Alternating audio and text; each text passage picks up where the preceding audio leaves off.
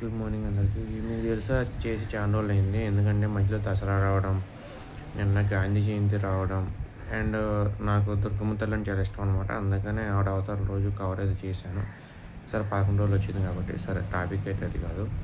ఇవి మీకు తెలుసా ఎపిసోడ్ 33కి అందరికీ స్వాగతం. ఇవి మీకు తెలుసా నేను మీకు చెప్పబోతుంది. ఇది మీకు తెలుసులే చెప్పండి. అది వచ్చేసి భీమ్ యూపీఐ అంటే మామూలుగా మన భీమ్రావ్ అంబేద్కర్ గారు ఏదైతే ఉన్నారో ఆయన పేరు మీద తీసుకొచ్చిన మన ఇండియా గవర్నమెంట్ వాళ్ళది భీమ్ యూపీఐ అనమాట. దాంట్లో ప్రతి ట్రాన్సాక్షన్కి మీకు క్యాష్ బ్యాక్ అయితే వస్తుంది. కొన్నిసార్లు వస్తుంది, కొన్నిసార్లు రావట్లేదు.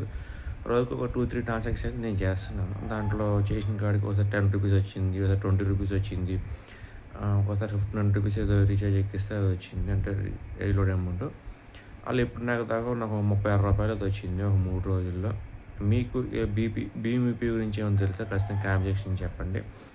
నేనైతే ఫస్ట్ ఏంటో ఈ యాప్ ఫస్ట్లో క్యాష్ బ్యాక్ ఇచ్చేవాడు కాదు.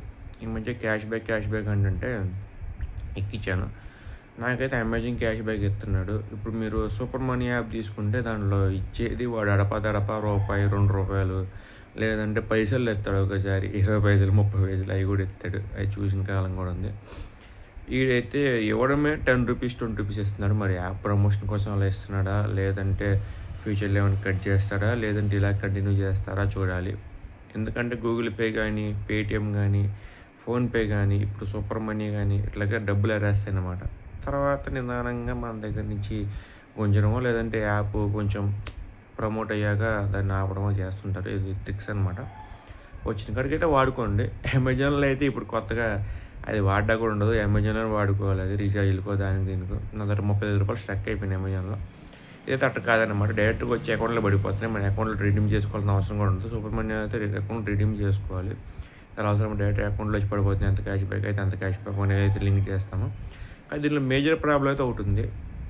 అది డిఫాల్ట్ అకౌంట్ ఏదైతే ఉంటుందో అది డిలీట్ చేయడానికి రావట్లేదు. మిగతా నార్మల్ మనం 2-3 అకౌంట్స్ యాడ్ చేసుకుంటే అవి డిలీట్ చేసుకోవచ్చు.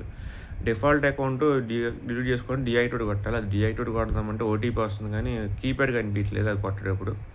మరి అది యాప్ ప్రాబ్లము, మరి ఏంటంటే ఫ్యూచర్లో ఏం ఫిక్స్ చేస్తారో చూడాలి. మనకైతే ఇప్పటివరకు ఏం ప్రాబ్లం లేదు దానివల్ల.